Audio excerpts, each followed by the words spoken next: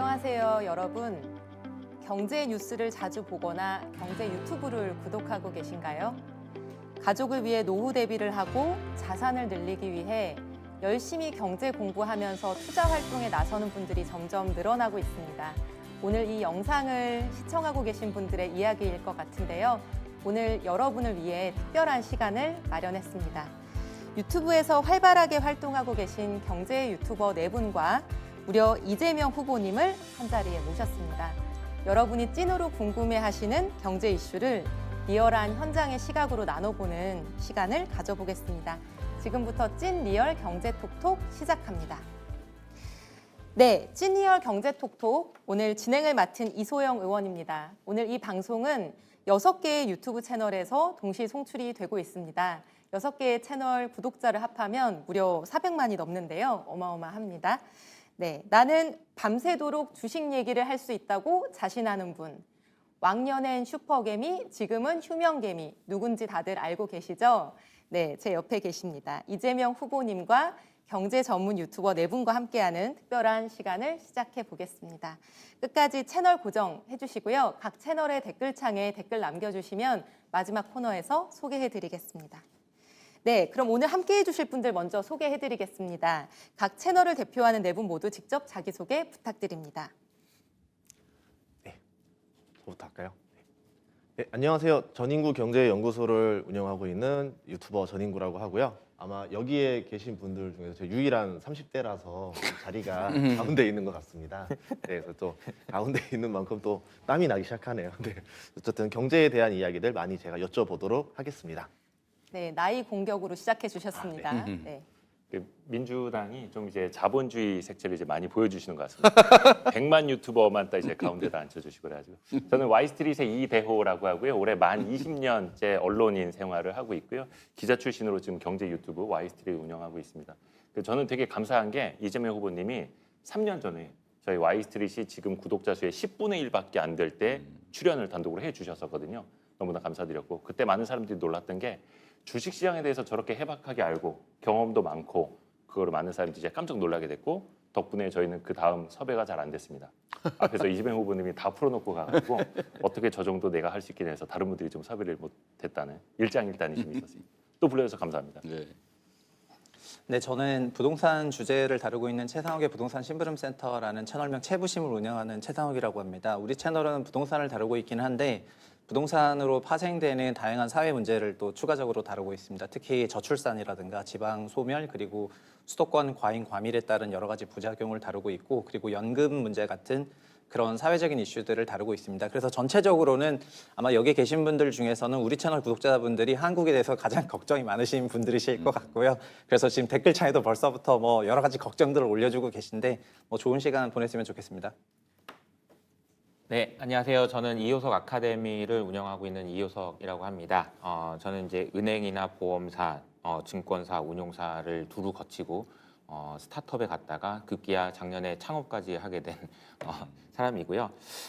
거시경제를 중심으로 다루고 있고 저희 이제 회사의 비전은 저는 이제 경제적 파산이라는 개념을 좀 주목해서 보고 있어요. 사람이 쌓아놓은 자산이 다 이렇게 빼먹고 쓰다가 보면은 내가 쌓아놓은 자산이 죽을 때가 있거든요.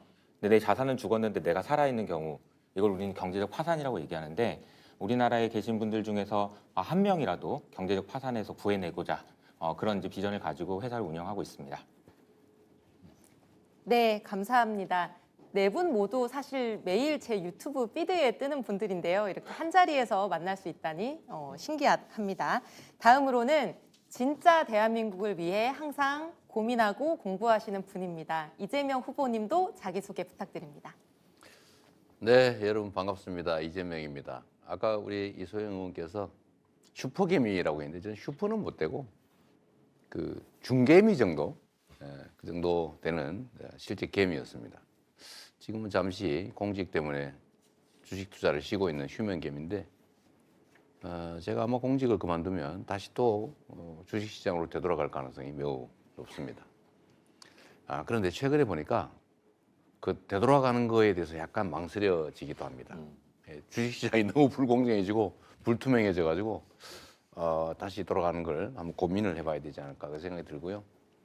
어쨌든 안타까운 거는 한국의 이 자산 시장, 이제 그 중에서도 이 자본 시장, 특히 주식 시장, 이 주식 시장이 매우 불공정해지고 불신이 높아져가지고 많은 사람들이 탈출하는 것 같아요. 사실은 대한민국의 이 금융시장, 이 주식시장이 이렇게 위축이 되면 사실 국부도 쪼그라들어서 경제적으로도 그렇고 모두에게 불행한 일인데 그 해결책을 좀 찾았으면 하는 그런 소망을 가지고 있습니다. 네, 다들 자기소개 시간을 잘 지켜주셨습니다. 그러면 바로 OX 경제 진단 순서로 들어가 보겠는데요. 네 분께서 후보님께 OX 질문을 해주시면 후보님께서 OX판 앞에 놓여 있는 거를 들고 짧은 이유를 설명해 주시면 되겠습니다. 이번에도 전인구 대표님부터 시작해 보겠습니다. 네, 처음부터 좀 센 질문으로 시작하도록 하겠습니다. 살살해. 5만 하시면 됩니다. 저희 코스피 이제 투자하다 보면 투자자들이 네. 굉장히 많이 힘들어하는 게 코스피 2,000 돌파하는 걸 몇 번 본지 모르겠어요. 2,000 돌파하고 또 2,000 돌파하고 내려갔다가. 또 2,000 돌파하고 이제 그런데 네네. 저도 이제 제가 목표는 뭐냐면 이제 코스피 5,000에 돌파를 해보자 해가지고 제가 바다 입수를 해봤거든요. 네. 예, 구독자들이 입수하면 된다 해서 했는데 아직까지 안 왔더라고요. 네. 보셨을 때 5년 안에 코스피 5,000 가능하다 아니다 OX 부탁드리겠습니다. 이렇게 하겠습니다. O 들어주겠습니다. 된다 이렇게 하면 내가 세모 좀 했을 것 같은데 네. 가능하다라고 하니까 그건 가능하죠. 지금 사실 대한민국의 주식시장이 상당히 저평가되어 있는 건 분명해요. 이제 이유는 여러 가지가 있는데 어쨌든 한반도의 지정학적 리스크도 있겠고 저는 제일 큰 게 이 투명성 부족 아닌가 싶어요. 그러니까 저는 과거에 주식 투자를 할 때 아주 오래됐는데 사실은 처음에는 이제 소형 잡주 뭐 이런 데 투자 많이 했다가 제가 IMF 때 다 날렸죠. 네, 그 후에는 이제 교과서대로 우량주 장기 보유 이걸 해서 사실 거의 본전을 찾고 많이 수익도 좀 남겼습니다. 근데 최근에 보니까 이 우량주 장기 보유도 안전한 방법이 아니더라고요. 왜 그러냐 했더니 뭐 회사를 물적 분할을 하거나 뭐 이렇게 해가지고 자꾸 알맹이를 빼가지고 난 분명히 우량주를 가지고 있었는데 어느 날 보니까 껍데기주 잡주가 돼 있는 거죠. 그래서 이렇게 되면 사람들이 믿고 주식시장에 진입하지도 않고 탈출하게 됩니다. 그러면 수요 부족으로 당연히 주가가 떨어지겠죠. 그리고 지금 대한민국 주식시장에 보면 소위 이제 주가 순자산 비율이라고 그러죠. 뭐 PBR이라고 그러나. 하여튼 그게 보통 당연히 1을 넘어야 되잖아요. 그 청산 가치가 1인데 사서 청산하면 그 금액이 나오는 게 1이니까. 그렇죠. 네. 근데 10분의 1밖에 안 되는 주식이 있다는 거예요. 그러니까 0.1밖에 안 되는. 그러면 사실 이론적으로 보면 그 주식을 사가지고 회사를 청산을 하면 10배가 남는다. 그렇게 얘기할 수 있는데 그런 주식이 이렇게 많이 있다는 게 이해가 안 되잖아요. 이게 뭔가 다 비정상이죠. 주가 조작해도 처벌도 안 되고. 뭐 저는 요즘도 보면 저 주가 조작하고 있구나 이렇게 보이거든요. 그래프나 이런 거 보면 알 수 있잖아요. 그래서 그런 것들이 다 총체적으로 주식시장을 망치고 있는데 이걸 어떻게든지 좀 고쳐야 되지 않을까 싶고요. 저는 이런 비정상 요소, 그러니까 현재 우리 경제 산업 구조 상황 그대로 두고 객관적인 소위 펀더멘털이라고 그러죠. 그냥 두고 이런 문제들, 산업 정책이 뭐 전혀 제대로 정부에서 제시되지 않잖아요. 도대체 한국의 경제와 산업은 어디로 가느냐? 정부에서 제시하는 게 없어요. 태양광, 재생에너지 그럼 그거 오히려 탄압하고 있고 이러잖아요. 그러니까 어디로 가는지 모른다. 정책의 불안정. 그다음에 예를 들면 주식시장의 불안정, 기업 지배 경영 구조의 이 퇴행적인 모습, 또 뭐 한반도 평화 위협받는 이런 지정학적 리스크. 이런 것만 싹 정리를 해도 저는 정상화되기만 해도 이론적으로 5천이 가능하죠. 평균 지금 그 주가 순자산 비율 전체가 네네. 1이 안 된다고 해요. 네, 맞아요. 네, 근데 후진국들, 개발도상국도 2가 넘는다는 거 아닙니까? 네 맞아요. 근데 개발도상국 수준으로만 평가돼도 5천이 넘어야 됩니다. 그런 걸로 보면 저는 5는 일단 맞는데 지금에 있는 이런 현실적인 문제를 고치지 못하면 계속 2,500에서 2,000을 위협받으면서 살아야 되지 않을까 그런 생각이 듭니다. 그래서 가능하다는 측면에서는 하기 따라 다르다. 알겠습니다. 가능하다. 이렇게. 네, 우리 주식시장의 비정상만 바로잡아도 5년 내에 코스피 5천 가능하다 이렇게 말씀을 주셨고요. 많은 투자자분들께서 희망을 가질 수 있는 말씀이 아닌가 싶습니다. 우리 잠깐만 이 얘기 좀 마저 하면 우리 그 이소영 의원이 그 저거 있잖아요. 그러니까 배당 소득 문제나 이런 저 PBR 문제 이걸 해소하기 위한 법안 준비하고 계시다면서요? 네, 그러니까 네. 너무 낮게 유지를 하고 있으면 이제 세제상 불이익을 준다든지 네. 또 배당을 너무 안 해주는 그런 배당 성향 낮은 회사들에 대해서는 어쨌든 세제상의 불이익을 주거나 정책상의 불이익을 주면 반대로 얘기하면 좀 배당 성향 높은 데는 좀 이익을 주고 예를 들면 PBR이 좀 높은 데도 좀 인센티브를 주고 이러면 반대로 얘기하면 또 기분 나쁘니까 이렇게 하기만 해도 상당히 많이 좋아질 것 같아요. 맞습니다. 근데 이런 거 막 알려줘도 되는 거예요? 맞습니다. 그 배당소득 분리과세는 이미 4월에 발의를 했고요. 네. 상속세와 관련해서 PBR에 연동해서 좀 이 문제를 개선할 수 있는 법안은 곧 발의할 예정인데 대표님 도와주실 건가요? 아니 뭐 저도 서명해달라면 해줄 텐데. 감사합니다. 네. 다음으로는 이대호 대표님도 질문해 주시죠. OX로 이제 답을 해주시면 네. 되는데요. 주식 투자하는 방법에는 이제 본인이 직접 개별 주식을 찾아서 투자하는 방법이 있고 네. 펀드를 통해서 간접 투자하는 방법도 있지 않습니까? 만약에 후보님이 훗날 다시 이제 투자를 하신다면 내가 직접 투자를 할 것이다 O 아니다 간접 투자를 할 것이다 X. 저는 직접 투자는 이제 약간 위험 감수형이라서요. 네네. 저는 당연히 개별 주식을 투자합니다. 개별. 직접 투자 이야기를 하려면 이제 잠시 후에도 이야기를 하겠습니다만 좀 시장이 기울어진 운동장을 바로 잡아야 필요가 있는 거고요. 네. 지금 이제 대표님 같은 경우에는 어느 정도 이제 실력이 있으시니까 직접 투자를 하시겠습니다만 사실 저희 와이스트리트도 직접 투자를 열심히 하시는 분들이 보는 그런 채널이긴 한데 저는 한켠에서는 전문가에게 맡기는 간접 투자도 필요하다고 보거든요. 그러기 위해서 이제 금융 산업이 네. 또 존재를 하는 거고 하지만 뭐 여러 가지 시장에 뭐 불신도 있겠습니다만 예전에 금융위기 때 도입이 됐다가 2012년 가입까지 종료가 됐던 장마 펀드라는 게 있었습니다. 장기 주택 마련 펀드 같은 네. 거 이렇게 장기간 투자를 했을 때 세제 혜택을 좀 받아서 사람들이 장기 투자 문화를 좀 네. 이어갈 수 있는. 근데 사실 그게 10여 년까지 없었거든요. 네. 그런 거 이제 도입하실 생각이 좀 있으실지요? 네. 뭐 사실은 이제 저는 주식 투자가 금지된 정치인이라서 이제 개별 주식을 투자를 못 하게 돼 있는데 지금 펀드 투자는 현재도 가능하긴 하죠. 네. 그러나 어쨌든 이것도 말썽 나고 해서 아예 안 하는데 저는 장기 보유 주식 투자에 대해서 저는 이제 세제 혜택을 주는 거 바람직하다고 생각해요. 근데 우리나라는 시장이 너무 단타 중심이라서 정말로 그 데이 트레이딩이 너무 많잖아요. 예. 너무 편해졌고 사실 그 수수료 내면 남는 것도 없는데 어쨌든 그게 좀 많은 편이에요. 그런데 이게 이유가 있죠. 장기 보유를 해도 이익이 없으니까. 그렇죠. 장기 보유를 하면 확실히 이익이 있어야 되는데 이익이 없으니까. 근데 장기 보유 세제 혜택을 좀 도입하는 게 좋겠고 다만 이게 또 그런 게 있다고 하네요. 이 대주주들 있잖아요. 네. 지배주주들. 얘네 어차피 장기 보유를 하잖아요. 그럼 거기에 혜택이 다 몰리는 거 아니냐. 뭐 그런 걱정도 있는데 그 점에 대해서 그 부작용을 좀 제거하고라도 장기 보유에 대한 혜택을 주는 방법은 이 펀드 이런 데도 하면 괜찮을 방법이긴 하네요. 네네. 광고를 하긴 해야 될 것 같습니다. 어차피 이제 뭐 금투세는 폐지가 됐으니까요. 그 시세 차익에 따르는 세금 양도세는 이제 물리지 않다 보니까 그 부분에 대해서는 좀 우려는 없을 것 같고요. 예. 네. 간접 투자 쪽으로만 더 생기면 될 것 같습니다. 네. 예. 자, 사회자가 우려하던 상황이 발생하고 있습니다. OX 질문 2개가 진행됐는데 벌써 17분이 돌아가고 제가 있어서요. 말을 너무 많이 조금 했거든요. 더 속도를 높여보도록 하겠습니다. 다음으로 최상욱 대표님 질문 부탁드립니다.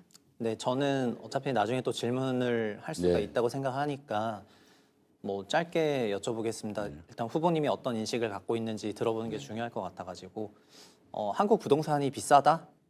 이거에 대해서 그렇다고 생각하시면 O 하고 아니라고 생각하시면 X 해주시면 감사하겠습니다. 우리나라 좀 비싸죠? 네, 감사합니다. 네, 통계적으로 비싸다고 합니다. 거의 한 웬만한 나라에 2배 가까이 비싸다고. 네, 맞아요. 네, 바로 넘어갈까요? 네, 아주 간단하게 해주세요. 네, 저는 질문 조금 어려울 수 있는데 네. IMF 외환위기 당시에 우리나라가 세계 최초로 국민들이 금을 모아가지고 국가 부채를 갚았거든요. 네. 그때 참여했던 인원이 350만 명이었고 네. 그때 모아졌던 금의 규모가 227톤이다. O일까요? X일까요? 227톤. 그건 너무 심한 문제인데. 신호부당 아닙니까? 아주 골라 신호부당? 골라야 돼. 출제자의 의도를 생각해 보시면 잘 생각해서 저는 이런 거 잘 맞히는 편이에요. 네. 네. 제가 옛날에 영어 공부 한 개도 안 하고 검정고시 중학교 과정 시험을 봐가지고 무려 사지선다 했는데 47.5점을 맞아가지고 합격했습니다. 그럼 오늘도 맞추실 수 있는지 보겠습니다. 네, 그 하나, 선생님이 가르쳐준 거에 의하면 하나, 맞을 둘, 거예요. 셋. 아, 네. 오. 그때 가르친 게 뭐였냐면 네.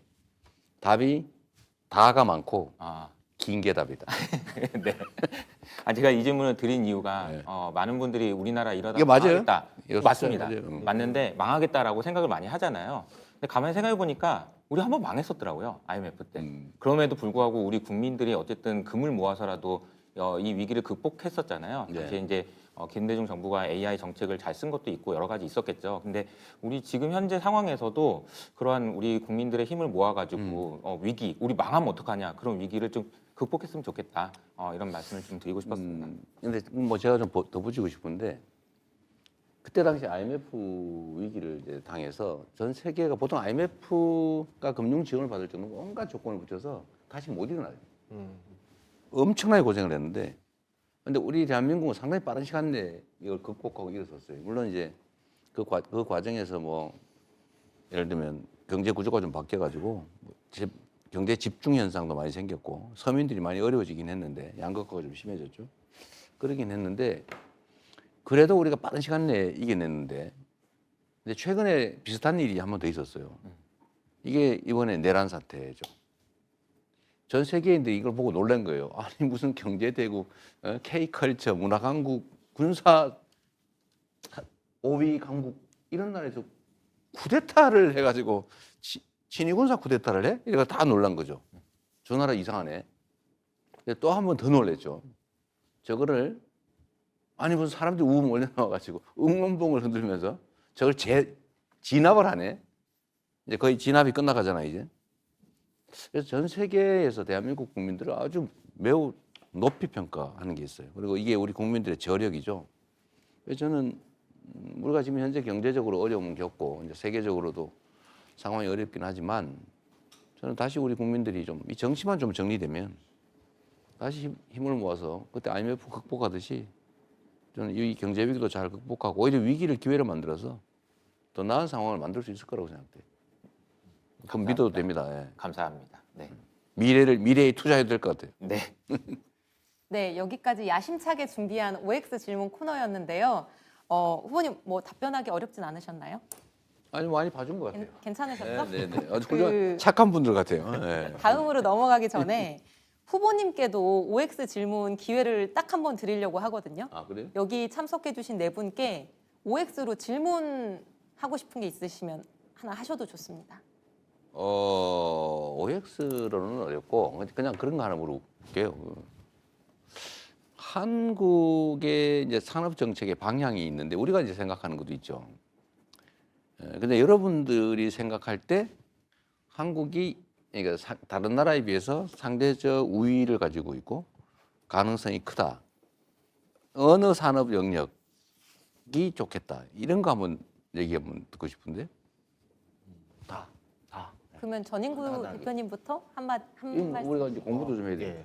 맞아요. 이미 조선 쪽은 우위에 섰고요. 네, 조선은 그렇죠. 이미 됐기 때문에 뭐 다음 거를 저는 예상해 보자면 원자력. 예. 뭔지 알아요? 예, 해외로 글로벌로 했을 때. 예. 그래요? 네. 이대호 대표님도 사실 우리나라는 이제 어쩔 수 없이 AI 개발 쪽으로 이제 가야 된다라고 보고요. 우리나라가 월드와이드 웹이나 인터넷을 우리나라가 개발한 게 아니지 않습니까? 하지만 그 인프라 위에서 우리나라가 초고속 성장을 해왔듯이 AI 뭐 LLM 서비스를 우리나라가 개발한 건 아니지만 그걸 인프라로 해서 개발할 수 있는 여러 가지 AI 서비스들은 이제 여러 가지 앱들이 나오듯이 무궁무진하게 나올 수 있다라고 보거든요. 그 토대를 좀 많이 만들어 주시죠. 응용 AI. 예. 야, 네. 이건 우리가 이미 주로 검토하고 있는 영역이고. 네. 네, 우리나라는 뭐 전 세계를 소위 선도하는 맨 선두에 서 있는 그런 혁신 기업은 잘 나오지 않지만은 그렇죠. 그 혁신 기업을 소위 후방에서 도와주는 밸류체인 네. 안에서는 굉장한 조립 제조 기술의 소위 글로벌 클래스 기업들이 많이 나오거든요. 그러니까 첫 번째는 그런 기업들이 좋고 두 번째는 또 되게 트렌디한 문화 콘텐츠의 강국입니다. 그래서 뭐 최근에 외국인이 한국에 오는 그런 미국자수 사상 최고 갱신하고 이러고 있는데 그런 문화 컨텐츠 쪽 음. 하고 이런 거를 많이 활성화시키는 게 좋을 것 같습니다. 네. 국내에서 이제 기대할 수 있는 산업은 답은 다 정해져 있고 알고 있다고 생각하고요. 그게 이제 어떤 분야로 어떻게 끈기 있게 추진할 수 있냐가 중요할 것 같은데 저는 이제 김구 선생님이 얘기하셨던 것 중에 오직 한없이 가지고 싶은 것은 높은 문화의 힘이다라고 얘기했었던 게 기억이 나요. 근데 그때 말씀하셨던 게 지금 현실화되는 것 아닌가라는 생각이 듭니다. 그래서 이 시대에 우리나라에 있는 문화 콘텐츠가 정말로 김구 선생님이 갖고 싶었던 그것을 갖게 되는 시점이 오고 있는 거 아닌가. 이게 우리나라의 가장 큰 경쟁력이라고 생각합니다. 어쨌든 저희가 당에서 또는 뭐 저희 후보 개인 입장에서 이제 준비하고 있는 것 중에 핵심은 뭐 AI를 중심으로 한 첨단 기술 산업 뭐 이건 당연히 해야 되고 뭐 응용 AI든 뭐든 해야 되고 또 하나가 이제 우리는 이제 재생에너지 대체 산업을 좀 해야 된다. 생산, 그다음 관련 산업 그리고 또 하나 저희가 주력하는 게 문화 산업이죠. 근데 이게 사실 우리나라가 상당히 강점이 있는 것 같아요. 강하죠. 무려 절반의 두 분이 예. 각별히 관심을 가져주신 거라서. 넷플릭스만 틀어도 우리나라 콘텐츠가 지금 넷플릭스 수익을 좌지우지할 정도거든요. 근데 우리한테 떨어지는 게 별로 없어가지고. 그게 문제죠. 네, 좋습니다. 감사합니다. 네. 자, 이제 본격적인 경제 토크 시작해 볼 텐데요. 벌써 중반을 달리고 있습니다. 사회자가 우려하던 사태입니다. 네, 각 채널에서 구독자분들이 관심 가지시는 질문들을 우리 대표님들께서 해주실 예정입니다. 지금 전인구 대표님 질문부터 들어볼까요? 예, 제가 생각하는 이제 제일 중요한 질문부터 여쭤보도록 하겠습니다. 저희 채널에서는 이제 트럼프 관련 이슈를 많이 다뤘었는데요. 아, 네. 그래서 트럼프가 이제 관세를 무기화하고 있고 지금 계속 협상 중으로 알고 있는데 한국이 가진 카드는 무엇이라고 생각하시는지가 제일 궁금합니다.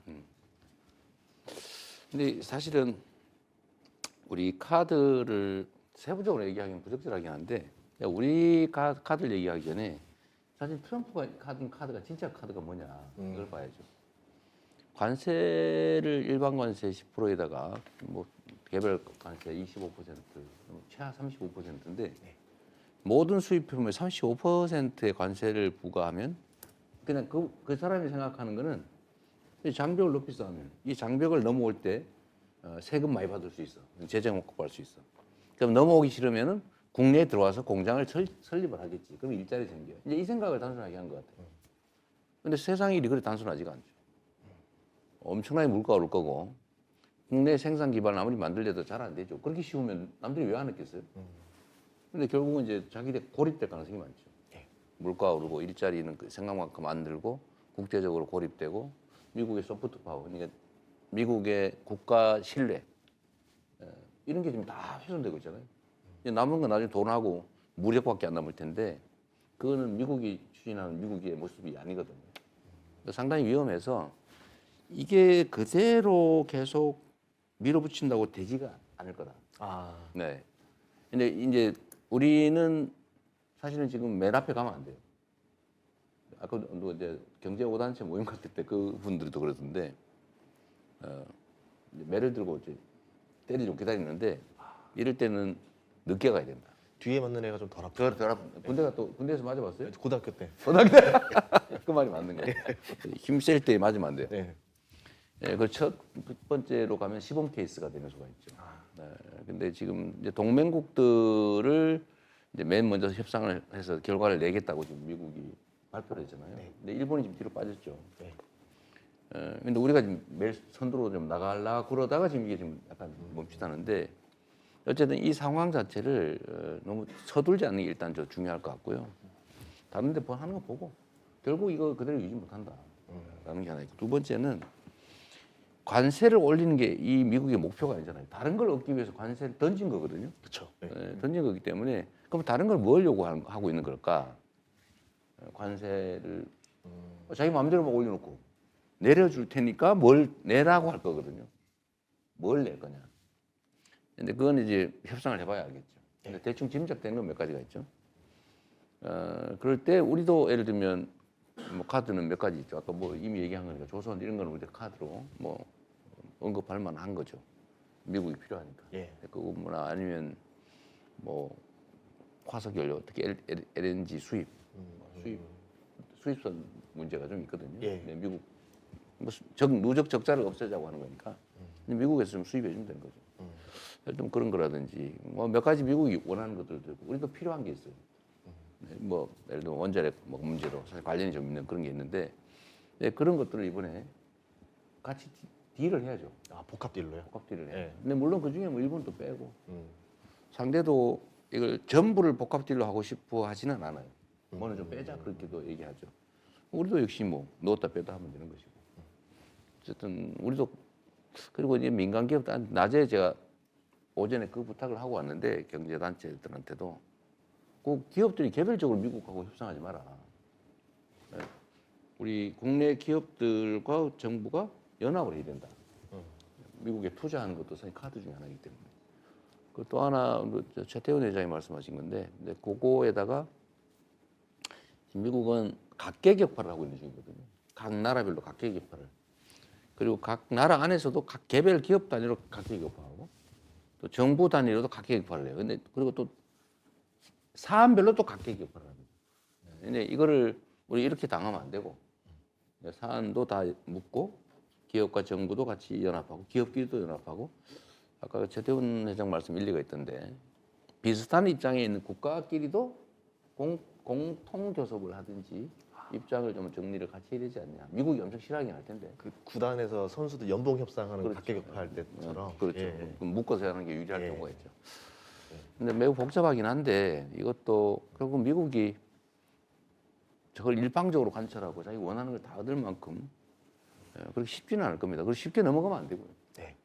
우리 국익도 있는 거고 우리 기업들의 시장 문제도 있는 거고 또 경쟁력 문제도 있어서 그렇게 급하게 서둘러 갖다 이렇게 일방적으로 할 일은 아닙니다.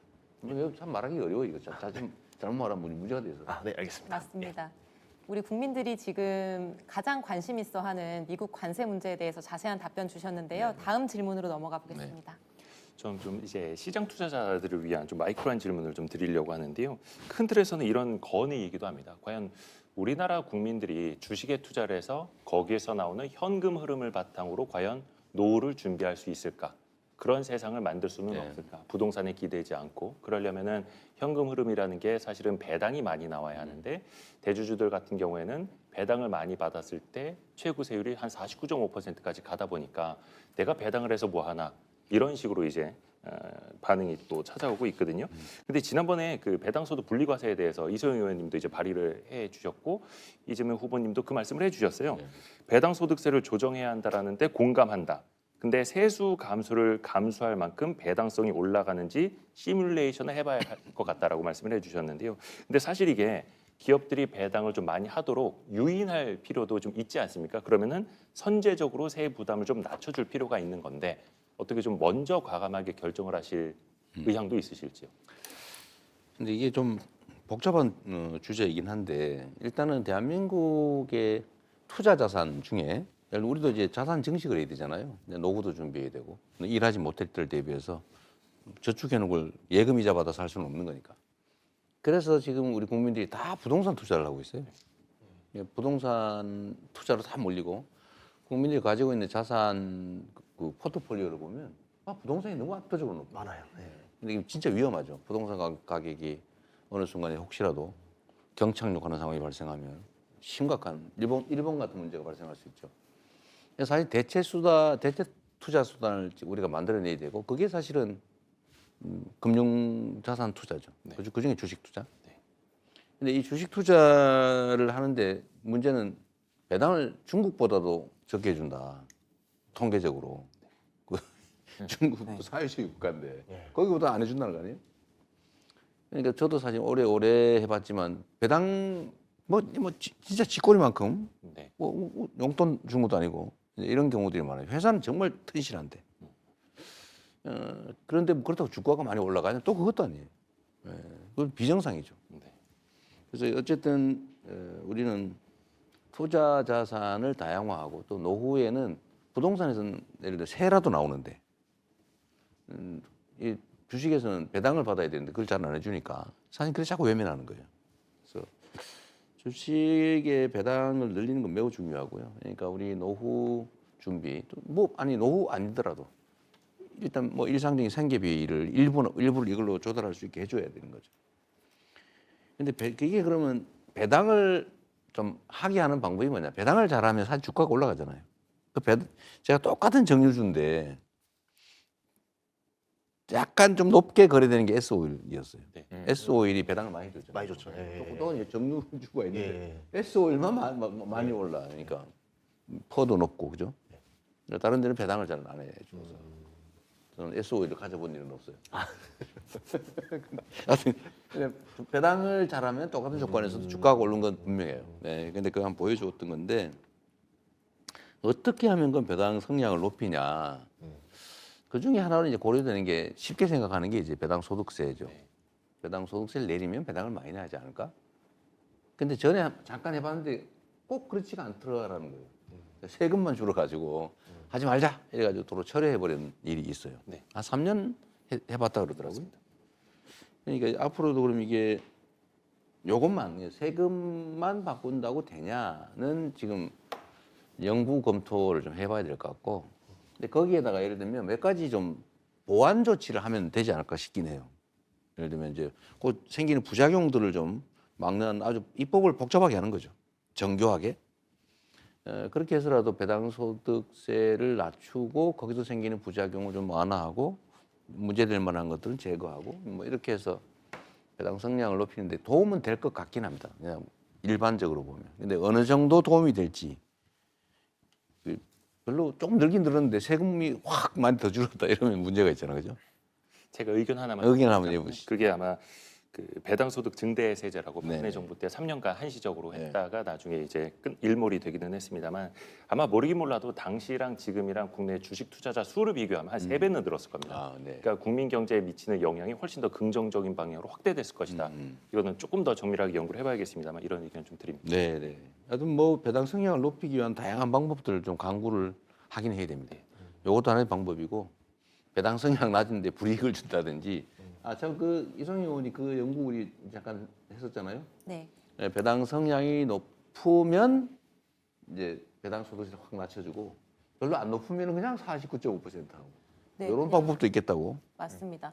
단순히 분리과세를 하게 되면은 세수 감소가 이제 수조 원대가 예상이 되고 얼마만큼 배당이 늘어날 거냐 하는 거는 알 수가 없고. 알기 어려운 상황이 있어서 지금 우리나라 배당 성향이 한 평균 26% 정도 되는데 그거를 35% 정도로 평균을 높이는 거를 1차적인 목표로 해서 이제 배당 성향 35% 이상인 회사들의 배당으로에 대해서만 분리과세를 해서 세제 혜택을 주면 아래에 있는 회사들은 위로 올라가고자 하는 이제 유인이 생겨서 배당이 확대될 가능성이 높고 또 현재 35% 이상인 기업들은 308개밖에 안 되거든요. 그래서 감소하는 세수도 어느 정도 구체적으로 예측이 가능합니다. 제가 계산해 보니까 연간 한 2천억 원 정도 이제 윗부분에선 줄어드는데 이제 밑에서 이제 유인이 생겨서 늘어나는 배당 세수까지 합하면은 이게 어느 정도 상쇄가 가능할 걸로 보입니다.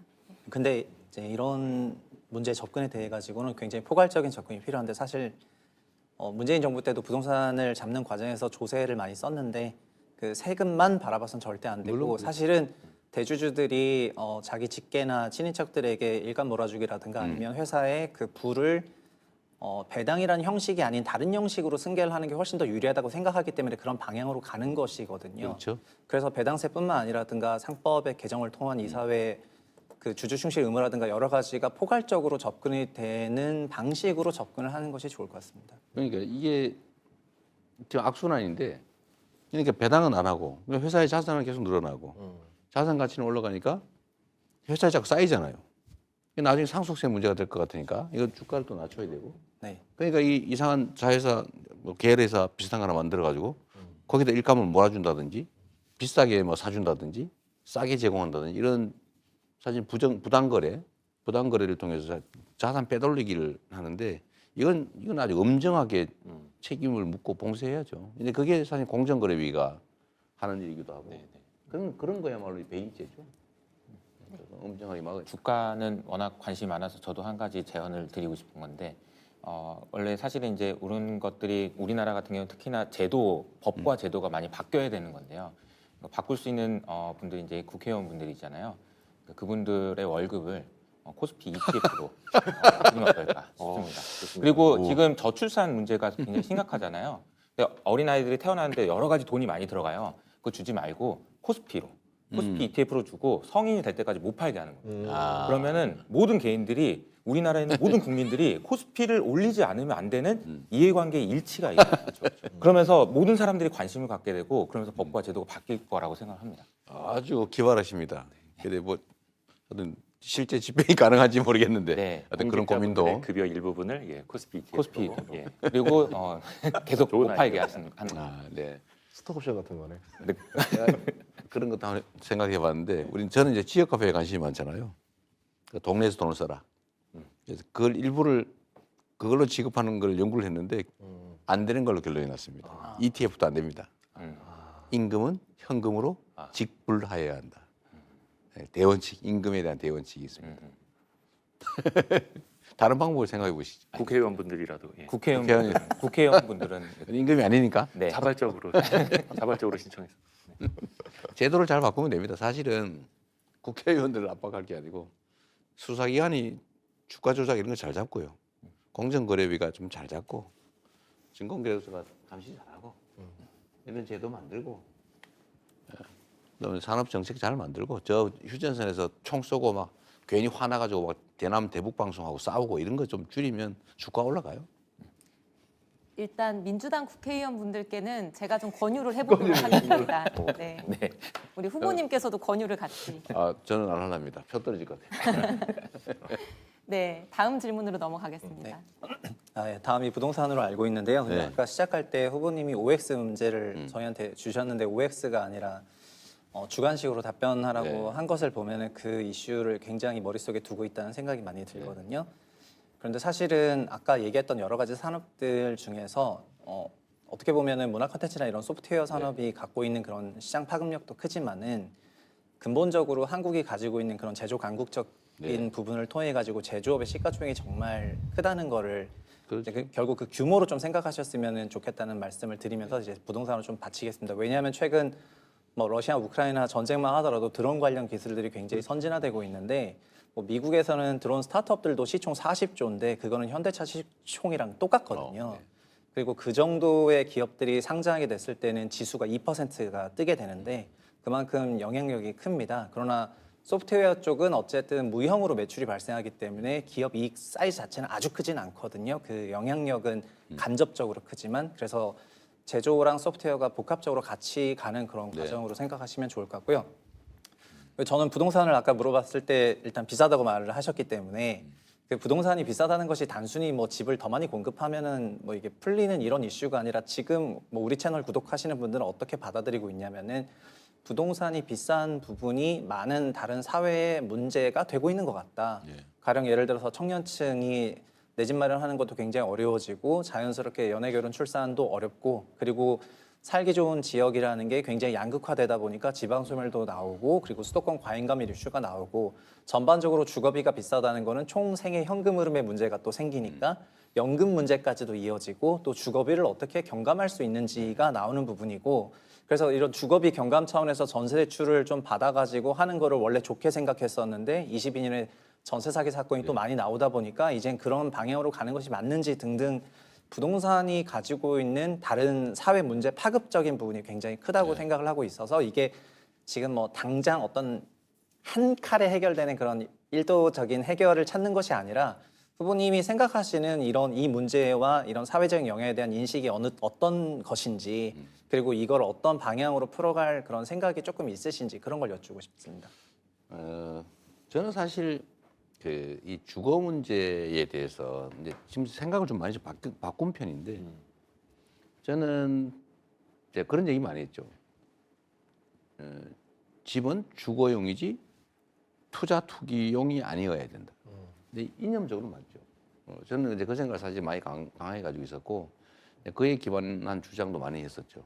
근데 그게 이제 지금 생각을 해보니까 그게 불가능하더라고요.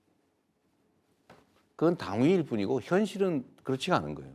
사람들은 그래서 제가 이게 대한민국 금융시장 특히 이 자본시장을 살려야 된다고 생각하게 된 이유가 국민들이 투자할 데가 없어요. 오로지 부동산. 근데 지금까지 부동산은 또 불패 신화를 이어왔기 때문에 모두가 부동산에 투자했으니까요. 연끌 뭐 투기 뭐 매입까지 했을 정도로 자전 모두가 내 부동산에 매달려 왔으니까 지금까지는 계속 성장을 해왔는데 이게 지금 어디 통계를 보면 보통 이제 보통 사람의 평균적인 연간 소득 곱하기 몇 배냐 집을 살려면 평균적인 집이 네, 보통 8배나 10배입니다.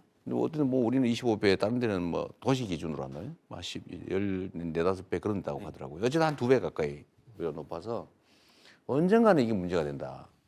지금 연착륙을 해야 돼요. 근데 그게 언제일지 모르는 거죠. 마치 그 튤립 구기 투기하는 것처럼 언젠가는 이게 구금값이 떨어지는데 예. 누군가 높이 사주겠지. 일본처럼. 네. 예. 그건 덴마크 아니에요? 네덜란드. 아, 네덜란드네. 필름 네덜란드. 부동산 일본. 네. 그러니까 어쨌든 그런 일이 생겨날 수 있는데 이제 그것도 피해야 되기 때문에 어쨌든 자본시장을 정상화해야 됩니다. 자본시장을 정상화해서 뭐 미국 같은 경우도 사실은 금융자산 중에 주식을 막 가지고 있는 게 많거든요. 그 배당도 많이 받고. 네. 그러니까 우리나라도 이런 측면에서 좀 국민들의 투자 기회를 부동산 말고 다른 기회를 만들어줘야 된다라는 거 하나고. 그러니까 주거 더하기 투자 동시에 두 가지 효과가 있으니까 이걸 안 할 이유가 없는 거예요. 근데 지금은 주거도 지금 못하는 상황이 돼가지고 이게 내가 평생 집 때문에 주거 때문에 고생 안 하기 위해서 집을 사야 되는 상황이 또 발생하는 거죠. 너무 비싸 근데. 그래서 이게 뭐 이 악순환이 계속되고 있어서 저는 주거 문제는 그래도 어쨌든 투자 수단으로 부동산을 접근하는 걸 막을 길은 없다. 네. 그걸 어거지로 하려고 하다가 사실 부작용이 많이 생겼는데 대신에 그러면 내가 투자 수단으로 집을 사자는 게 아니고 내가 좀 살아야 되겠다라고 하는 데는 충분한 주거를 공급해 줘야 되는 거죠. 그래서 저희가 이제 굳이 집을 사겠다는 사람들에 대해서는 그 말리지 말자. 막 굳이 막 그 세금 막 때려가지고 억누르고 그런 거 하지 말자. 그냥 그 시장은 놔두고 대신에 그 시장에 관여할 수 없거나 관심이 없으면서도 나는 좀 살만한 집을 좀 구해야 되겠다고 하는 데서는 충분히 공급을 해주자. 그래서 뭐 청년 맞춤형 뭐 공공주택도 좀 많이 공급하고 예를 들면 임대 지원도 좀 해주고 월세 지원도 좀 해주고 이런 정책들은 좀 많이 할 필요는 있겠다. 네. 근데 그 지난 정부나 뭐 지지난 정부나 다 비슷했던 것 같은데 사실 주거 문제를 뭐 투자냐 뭐 소위 자가냐의 그런 이분법적인 관점에서 바라보면 문제 해결이 되게 어렵다고 생각을 하고요. 최근에 뭐 유심 대란이라든가 아니면 코로나 때 마스크 대란이었던 것처럼 수요가 쏠리게 되면은 그 어떤 공급으로도 해결을 할 수가 없거든요. 근데 사실 지금 시장의 수요가 쏠리는 부분은 소위 살기 좋은 지역으로 가겠다는 건데 그 살기 좋다는 거를 원래 이제 건축에서는 기능적으로 좀 쪼개는데 네. 일자리도 필요하고 교육도 필요하고 공원도 필요하고 그다음에 의료 기능도 필요하고 치안도 필요하고 많은 기능적이 필요한데 어느 순간 저희는 지방에서는 이런 일자리 기능이나 교육 기능이나 문화 기능이나 이런 게 없기 때문에 그 기능 소실로 지방을 이탈하는 것이지 집이 없어서 이탈하는 건 아니거든요. 그렇죠. 네. 그래서 서울로 수요가 쏠리는 거는 서울에 이런 기능들이 많이 구축돼 있기 때문에 주택만 소위 엄청나게 공급한다기보다는 지방에도 이런 여러 가지 기능들을 공급하는 쪽으로 한다면은 이게 주택 부동산 대책이 아니지만 주택 부동산 대책이 돼버리는 그런 이제 효과가 있을 거라고 생각해서 그렇게도 생각해 주시면 좋을 것 같습니다. 네. 하여튼 저는 그런 생각이 들긴 하더라고요. 이게 너무 일률적 행정하는 쪽 입장에서 일률적으로 하면 편해요. 근데 이게 현장에서는 그게 부작용도 생기고 예를 들면 지역에 따라서 아니면 대상자에 따라서 전혀 다른 효과를 내기 때문에 네. 좀 더 섬세해질 필요는 있겠다는 생각이 좀 듭니다. 네. 지금 우리 전세 사기 문제는 저는 결국 가면 갈수록 이 전세는 점점 줄어들 거라고 보거든요. 이게 우리나라에만 있는 특이한 제도잖아요. 이게. 네.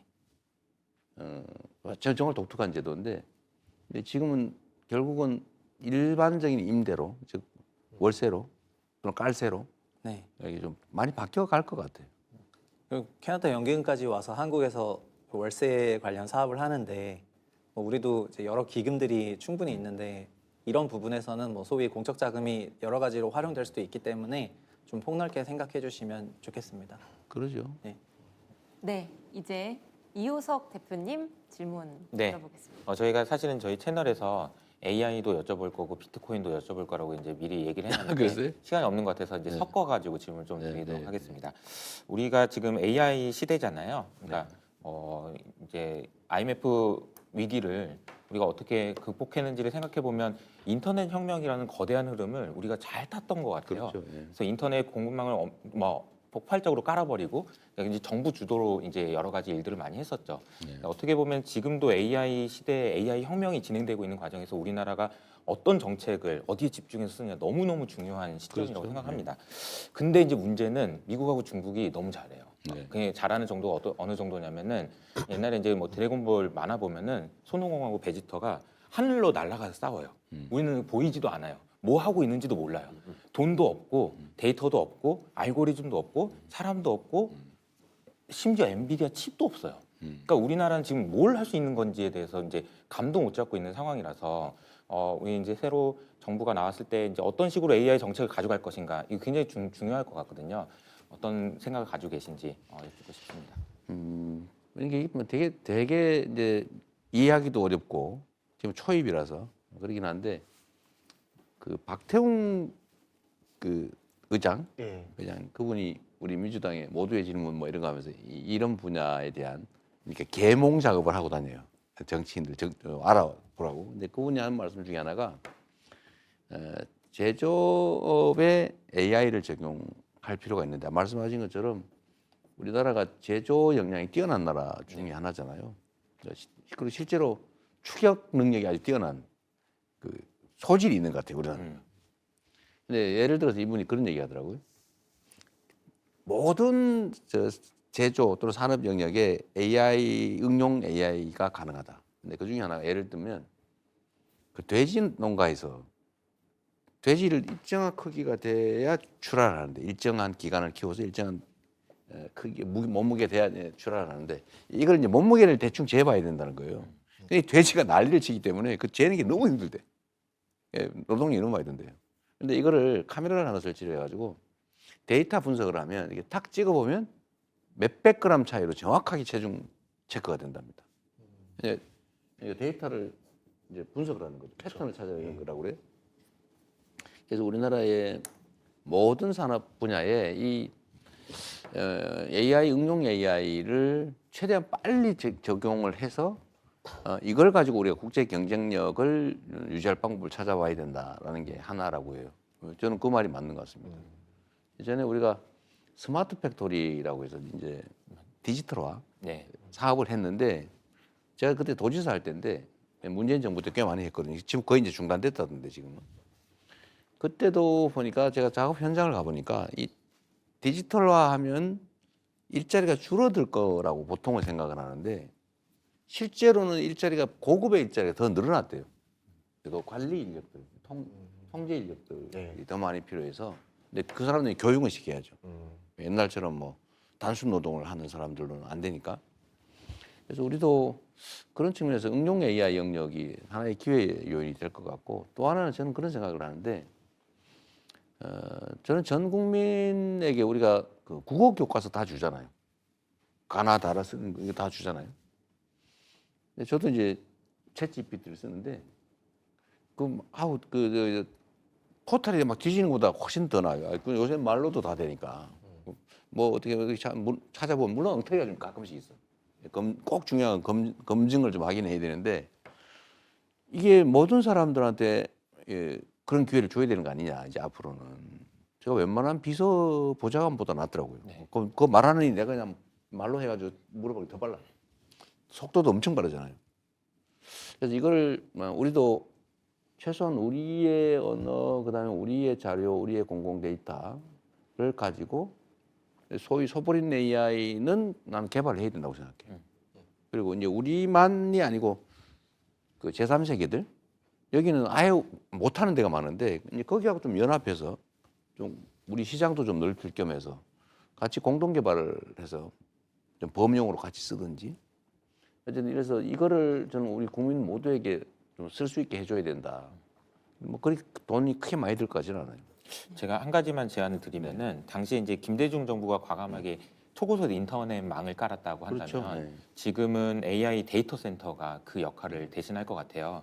AI 데이터 센터를 지으려니까 에너지가 너무 부족해요. 그래서 그 에너지를 하려니까 신재생 에너지를 하면 되거든요. 그러니까 저 근데 하나 신재생 남쪽으로 에너지를 하면은 가야지. 문제는 뭐냐면 또 간헐성이 있어요. 그래서 이제 이 문제를 해결할 수 있는 방법이 에티오피아나 부탄 같은 데는 신재생 에너지를 이용해 가지고 비트코인을 채굴합니다. 그러니까 비트코인을 채굴하게 되면은 이게 굉장히 경제적으로 이게 적용이 되는 거예요. 그러니까 우리가 얘기했던 AI가와 비트코인이 의외로 만나서 해결책을 찾을 수 있는 방법도 있어서 그 부분도 한번 검토해 주시면 좋을 것 같습니다. 근데 우리는 남아가지고 못 쓸 정도의 재생에너지는 아직은 없는 것 같은데요. 근데 사실 제주도에도 이미 버리고 있는 에너지가 굉장히 많아요. 그런 부분들도 생각해 보면은 그리고 비트코인을 채굴할 수 있도록 허용만 해주면은 오히려 더 많이 설치하지 그래요? 않을까요? 네. 어쨌든 뭐 한번 검토는 해볼 가치 있는데 제주도는 지금 이제 그 과잉 생산될 때 오버될 때는 이제 축전 기능 네. 을 이제 도입해서 저장하면서. 그걸로 많이 준비를 하고 있다고 해요. 그리고 수소 형태로 저장하는 방식도 지금 사업들이 진행 중입니다. 아까 챗GPT 관련해서 말씀하신 거는 무료 버전과 유료 버전이 있는데 유료 버전이 성능이 훨씬 좋기 때문에 이런 비용을 지불하지 못하는 국민들도 그 성능이 좋은 AI를 이용할 수 있게끔 하자는 취지신 지금 거죠? 무료가 지금 중국에 지금은 서비스가 안 되는 것 같은데? 챗GPT도 무료 버전은 안에 무료 버전이 네. 제한돼 있어. 그렇죠. 제한돼 있죠. 횟수, 사용 시간 이게 다 제한돼 있어요. 맞습니다. 그건 맛보기를 하다가 속 터져가지고 결국 가입하게 돼. 맞습니다. 기능이 많이 제한돼 그래서 그런 거 말고 그건 미끼 상품이지. 네, 그래서 모 후보가 그 후보님이 말씀하신 그 뭐 공약을 그건- 가지고 무료 버전이 있는 걸 모르고 얘기한 거 아니냐 그런 얘기를 하더라고요. 내가 무료 쓰다가 지금 유료로 전환한 사람. 네, 알겠습니다. 아, 너무 한 시간이 10분처럼 짧게 느껴지는데요. 제가 너무 난감합니다. 더 많은 질문과 답변을 아, 벌써 한 들어보고 시간 싶은 됐어요? 분들이 많을 텐데 시간이 많이 흘러서 어쩔 수 없이 유튜브 채널에 올라온 실시간 댓글을 소개하는 시간으로 넘어가야 될 것 같은데요. 각 채널에서 이제 구독자분들이 남겨주신 댓글을 3개씩만 소개를 부탁드립니다. 아, 예. 우선 시간상 한 개씩만 해도 되지 않을까요? 아, 하나씩만 할까요? 예, 저희 또 채널 30대다 보니까 그 비트코인에 대해 30대예요? 예, 저 예, 이제 86년생입니다. 너무 놀라시면 곤란합니다. 예. 그래서 아무래도 좀 코인 쪽에 관심이 좀 많이 있다 보니까 그래요? 코인 관련 질문도 있는데 이제 앞으로 이제 트럼프 같은 경우는 친코인 공략을 네. 하는데 국내도 뒤처지지 않으려면은 뭐 우리나라도 좀 코인 친화 정책 있어야 되는 거 아니냐. 네. 이제 이런 거 뭐 좀 방법이 있느냐 이런 질문들이 있었습니다. 쭉 그러게요. 잠깐. 예, 다 네, 들어볼까요? 한번. 내가 먼저 얘기해? 아니요, 먼저 쭉 듣고. 네, 그렇지. 저희 와이스트릿 구독자분들은 그 상법 개정안에 대해서 궁금해하시는 분들 되게 많으신데 일단 이건 저희가 시간이 없으니까 이번에 더 매운맛 버전으로 상법 개정안 지금 발의가 된 그건 아니야. 그쪽에 대해서는 이제 진심인 걸로 알고 네, 네. 있고 또 부동산보다 주식 투자로 돈이 들어오게 해달라라는 말씀 진짜 많이 올려주고 네. 계시고요. 또 하나가 그 자사주 소각 의무화에 대해서도 그 후보님께서 말씀을 해주신 걸로 알고 있는데요. 원칙적으로는 이제 소각하도록 하는 게 맞겠다라고 의견을 주셨더라고요. 네. 근데 이제 조금 더 저는 디테일하게 들어가 보고 싶은데 신규 매수하는 자사주부터인지 아니면 기존에 보유하고 있던 자사주까지도 매각을 해야 하는 건지 그 소각을 해야 하는 건지 왜냐하면 잘하는 기업은 하지 말라고 해도 알아서 소각을 잘합니다. 주주 환원을 위해서. 이제 문제는 안 하는 기업들이 코리아 디스카운트 현상을 만드는 거거든요. 네. 그럼 그 부분에 대해서는 분명히 페널티가 있어야겠고 해서 기존 보유분까지 자사주 의무 소각이 들어가야 의무 소각이 의무 소각으로서 그래도 의미가 있지 않을까 보거든요. 어떻게 생각하시나요? 댓글 소개 시간이라 일단 네. 넘어가겠습니다. 네. 일단 저희 채널에는 어저께 그 댓글이 한 300개 정도 쌓였고요. 아, 그래요? 제 페이스북에도 댓글이 한 60개 정도가 와가지고 그래서 어저께 밤에 그거를 다 정리를 했습니다. 왜냐하면은 뭐 한 개, 두 개 읽기가 좀 어려운 것 같아서 그런데 제일 많이 나온 거로 대표적인 딱 걸로. 3개 정도만 얘기하고 그다음에 풀 리포트는 이소영 의원께 제가 드리는 네. 식으로 얘기를 하겠습니다. 제일 많이 나왔던 거는 최근에 금융부처가 지분형 모기지라는 상품을 만들고 있는데 이게 업데이트가 뭐 안 되셨더라도 괜찮은데요. 어떻게? 뭔 얘기냐면은 1억으로 10억짜리 집을 살 수 있는 그런 뭐 땡땡 같은 정책에 대해서 어떤 지분형 생각인지 모기지. 네, 답변 부탁드립니다. 최근 1억으로 10억 부동산 사게 만드는 정책에 대한 입장이 궁금합니다. Q1 1억으로 10억 집을 사는 지분형 모기 정책에 대해서 어떻게 생각하는지 이게 한 진짜 어마어마하게 나왔고 뭐 좋아요가 100몇십 개씩 달렸고요. 뭐 전세자금 대출 좀 없애달라고 꼭 전달해 주세요. 뭐 이런 내용도 굉장히 많았거든요. 뭐 하여튼 제 채널엔 이런 게 달립니다. 네. 네. 저는 이제 작년부터 계속해서 채널에서 강조했던 게 스테이블 코인과 관련된 이야기예요. 최근에 이제 원화가 엄청나게 강세였잖아요. 보통 네. 환율이 변동성이 커지면은 달러가 강세고 원화가 약세가 맞는데 이번에 반대예요. 지금 현상이 글로벌리에 굉장히 특이한 현상이 나타나고 있는 거거든요. 근데 그 이면에 보면은 미국이 지금 달러 패권을 유지하기 위한 뒤에서 뭔가가 꼼수가 있는 것 같다라는 거고 그 꼼수가 아마도 스테이블 코인이 아니겠냐라는 네. 의구심이 있습니다. 이게 지난주에 미국 재무부에서 스테이블 코인과 관련된 30페이지짜리 보고서가 나왔어요. 이것이 달러 패권을 연장할 수 있는 핵심이다. 그리고 달러 국채 수요가 이것 때문에 이제 중국보다 스테이블 코인을 통해서 더 많이 살 수 있다. 이런 이야기도 나오고 있는 상황이거든요. 그래서 이제 그 과정에서 우리나라 원화의 가치를 지킬 수 있는 부분에 대해서도 많이 같이 고민해 주시면 좋을 것 같습니다. 네, 제가 마지막으로 이재명 TV에서 실시간으로 달아주신 댓글도 소개를 해드리겠습니다. 원라이트님인데요. 이재명 대선 후보님, 이것은 진보 보수를 떠나서 주식하는 1,400만 개미들을 위해 상법 개정 등 주주들을 위한 정책을 적극적으로 추진해 주시기를 간곡히 부탁드립니다. 언도동님, 이재명의 민주당, 진짜 이 숨겨진 보석 같은 분들을 어떻게 찾아서 섭외를 하신 건지 생각할수록 놀랍다, 이렇게 칭찬을 해주셨고요. 김진님께서 문화 콘텐츠 관광산업 필요합니다. AI 전국민 보급 활성화도 필요합니다. 이런 댓글들 남겨주셨고요. 시간 관계상 이제 댓글 질문으로 많이 알려주셨는데 이 중에서 제가 몇 개 하나 있군요. 정도만 네. 답변해 아니 뭐 시간이 좀 있으니까 일단은 사실 이제 달러 기반 또는 미국 국채 기반 스테이블 코인은 사실 미국이 아주 핵심적인 정책 중에 하나인 것 같습니다. 지금 국채 문제를 미국이 해결을 해야 되잖아요. 이제 새로운 수요를 발굴해야 되는데 이제 그거를 그 국채 기반 달러 표시 국채 기반의 스테이블 코인을 발행하게 해가지고 그걸로 이제 소위 가상자산 시장을 점령을 하려고 하는 것 같아요. 네. 근데 그러면 사실 우리는 가상자산에 대해서 사실 아직 입장이 명확하지도 않고 약간 이렇게 경원시하거나 적대시하거나 좀 그런 측면이 있잖아요. 네, 그거를 결국은 저는 있는 현실을 부정하기 어려울 거다. 우리가 외면한다고 없어지지 않거든요. 마치 조선 말에 그 쇄국 정책 비슷하게 될 가능성이 있다. 그러니까 우리도 이 시장을 빨리 진출해야 되고 좀 불안하지 않게 거래에 참여할 수 있게 시장도 좀 제대로 관리하고 감시하고 또 원화 기반의 스테이블 코인 시장도 우리가 만들어 놔야 어쨌든 우리 소외되지 않고 뭐 국부 유출도 좀 막을 수 있지 않을까 저는 그런 생각하죠. 네. 아직 많이 방치되어 있는 것 같은데요. 이 대책을 좀 세우긴 세워야 될 것 같습니다. 이 지분형 모기지 주택 문제는 이게 사실은 예를 들면 이게 뭐 약간 비꼬는 얘기를 하는 거죠. 아마 그런 것 같아요. 뭐 1억으로 10억 사기 세팅했기 때문에 너무 고래버리지가 될 것 같아서 시장 그게 과열을 사실은 약간 오해 같던데 제가 이제 들은 얘기로는 어떤 거냐면 예를 들면 이게 10억이다 예를 들면 근데 사실 10억 그런 걸 이렇게 알기는 어려울 테고 예를 들면 10억이라고 쳐 그러면 10억인데 1억은 내고 사면 나머지 90%는 소유자가 판 사람 소유잖아요. 그럼 90% 지분에 대해서는 임대료를 내는 거예요. 그리고 내가 계속 이거를 추가로 매입할 권리가 있는 거지. 계약자의 지위를 유지를 하는 거예요.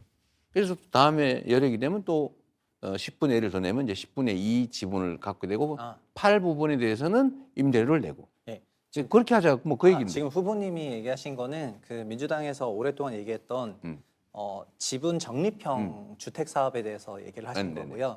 그건 뭐 지금은 다른 얘기죠. 금융부처에서 네 맞습니다. 그래서 발표는 안 했는데 그 집값이 10억이면은 4억을 주택금융공사에서 4억을 자기네가 투자하고 개인은 6억에서 1억만 준비를 하고 5억은 은행 대출 받아라. 그러면 그걸로 총 10억짜리를 살 수 있게 해줄게. 이렇게 논의를 하고 있습니다. 근데 최근에 그게 언론 기사가 나와서 굉장히 화제였는데 그랬어요? 정부가 이제 아파트의 지분을 40% 소유하고 개인이 60% 소유해서 100%를 다 소유하지 않고도 이제 집을 살 수 있게끔 해주겠다는 정책이 발표가 됐는데요.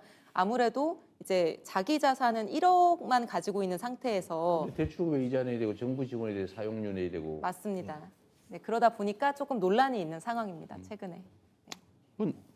없는 것보다 난 같은데? 예, 근데, 선택 옵션이 하나로? 근데 이제 지금 LTV가 네. 70인데 그건 막 혼자 90% 막 이렇게 가니까 좀 고래 버리지 이런 말씀입니다. 아, 그 얘기군요. 네. 그리고 상법 개정은 당연히 해야 되고 저는 이 상법 개정을 국민의힘이 거부하는 게 진짜 이해가 안 돼요. 자기들이 하자고 했잖아요, 원래. 맞습니다. 자기들이 막 생생내지 않았어요? 하자고? 맞습니다. 그 이상한 집단이에요. 분명히 내 기억으로는 그쪽에 당대표니 뭐 이 사람들이 다 이거 상법 개정하자고 자기들이 설레발 풀었잖아요. 근데 실제 하니까 반대를 하고 심지어 거부권 행사까지. 근데 이런 경우가 사실 많습니다. 저 양반들이 앞에서 하자고 뒤에서 막고 그런 경우가 많아요. 흉 좀 봐야지. 그리고 자사주 소각은 그래서 저희가 자사주 소각을 원칙이라고 표현했던 이유가 예외 없이 하기는 어렵다. 그리고 나름의 사정이 있는 경우가 있을 테고 또 기존에 이미 가지고 있는 경우에 뭔가 고유의 목적이 있는데 그걸 강제로 일률적으로 적용하기 어렵기 때문에 사실 그 약간 이제 융통성을 발휘한 거죠. 근데 기존에 보유한 걸 대상으로 할 건지 또 어느 정도까지 할지는 사실 좀 뭐 세부적인 정책 입안할 때 입법할 때 좀 자세히 살펴보고 해야 되겠죠. 근데 이걸 뭐 미리 다 우리도 알 수는 없고 그 부작용이나 이런 것들은 들어보고 또 토론도 해보고 시행도 해보고 그러면서 조금 조정해 나가야 될 것 같습니다. 기본적으로 원칙적으로는 소각을 하자. 주가를 정상화하기 위해서. 코인 얘기는 아까 뭐 미리 했던 것 같고요. 어쨌든 오늘 얘기가 많은데 경제를 살리는 게 우리 대한민국의 지금 현재 최대 과제 같아요.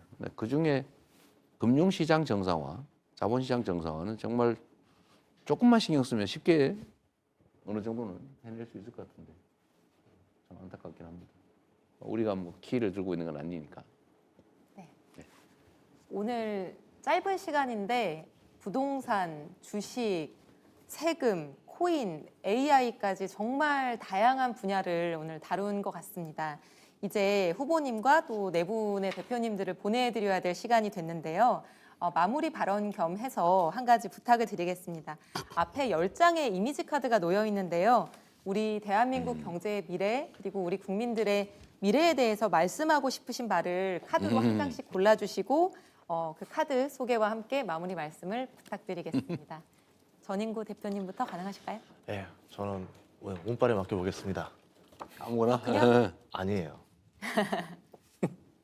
이게 뭐예요? 축구공이 나왔죠. 아, 축구군요. 예, 공은 둥글다라는 말이 있잖아요. 예, 그렇듯이 또 축구공이다 보니까 우리 2002년에 월드컵 기억이 있잖아요. 4강 신화가 있듯이 대한민국도 4강 신화 가기를 바라는 마음으로 축구공을 뽑았습니다. 네, 감사합니다. 이대호 대표님.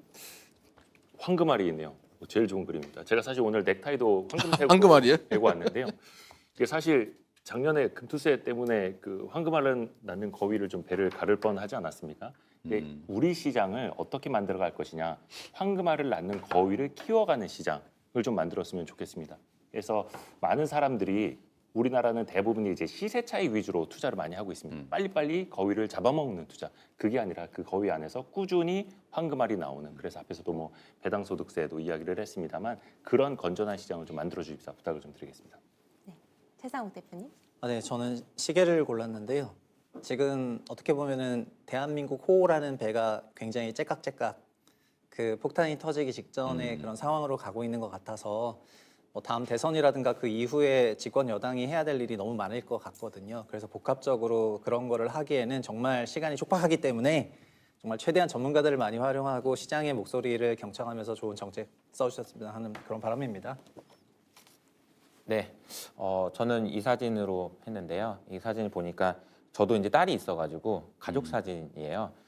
제가 이제 처음에 이제 뭐 IMF 얘기하고 금모으기 얘기하고 하면서 말씀드리고 싶었던 거는 우리나라 많은 국민들, 그리고 특히 이제 젊은 세대들일수록 이 나라는 이대로 가다가는 지속 가능하지 않다라고 생각하는 사람들이 정말 많은 것 같아요. 근데 그 생각을 바꿔놓지 않으면 행복한 그런 가정을 이루는 것이 어렵지 않을까. 근데 우리가 이제 희망을 가지려면은 아, 이게 된다. 우리도 할 수 있다라는 생각을 가져야 되는데 그런 시간을 좀 만들어 주셨으면 네. 좋겠다라는 생각입니다. 네, 마지막으로 이재명 후보님. 근데 이게 사진을 전부 다 다른 사진을 줬나 봐요. 네, 그럴 다 것 다르- 같습니다. 네. 겹치면 안 되니까. 오, 이 주최 측에서 신경 많이 썼네요. 저도 다른 거던데 이걸로. 네, 이게 지금 래프팅 사진인 것 같아요. 네. 대한민국이 사실 이런 상황이죠. 자칫 뒤집어질 수도 있고 그러긴 한데 충분히 우리는 이 경유를 이겨낼 수 있다. 요 경유를 지나가면 평평한 아주 평온한 바다는 아니더라도 강릉이 기다리고 있을 겁니다. 저는 우리 대한민국 국민들의 저력을 믿죠. 정치가 좀 정상화되기만 하면 국민들한테 거짓말하지 않고 또 실력도 좀 있고 국민을 존중하면 그리고 국민들의 힘을 제대로 모으면 저는 얼마든지 위기를 극복할 뿐만 아니라 새로운 기회를 만들 수 있을 것 같아요. 전 세계가 대한민국이 어떻게 되나 지금 궁금해야 합니다. 저 나라가 분명히 선진국이라고 그랬는데 그리고 뭐 콘텐츠나 문화 수준도 되게 높은 줄 알았는데 무슨 군사 쿠데타를 하더라. 근데 그걸 또 어떻게 해가지고 응원봉을 들고 이겨내더라. 앞으로 어떻게 될까? 제가 오늘도 어떤 기사를 하나 봤는데 외국에서 그런다고 해요. 저기 지금 대통령도 없는 상태에서 저게 안정적으로 나라가 유지가 되고 있을까? 다른 데 같으면 생 난리가 나야 되는데 그런 생각을 한다고 해요. 네, 우리의 위대함이죠. 우리 국민들의 위대함인데 우리 래프팅하는 이 선수들처럼 힘을 모아서 이 박자가 잘 맞아야 된다고 해요. 박자를 잘 맞춰서 이 경랑을 잘 이겨나가고 그 다음에는 정말 평온한 넓은 호수가 기다리고 있지 않을까 그런 생각이 듭니다. 네, 감사합니다. 감동적인 말씀이었습니다. 앞으로 찐으로 일할만 나고 리얼하게 살만 나는 진짜 대한민국이 될 수 있기를 꿈꿔봅니다. 진행을 맡은 저는 이소영 국회의원이었습니다. 오늘 나와주신 대표님들과 이재명 후보님 감사합니다. 그리고 끝까지 시청해주신 시청자 여러분 감사합니다. 모두 행복하세요. 네. 이거 안 가르쳐.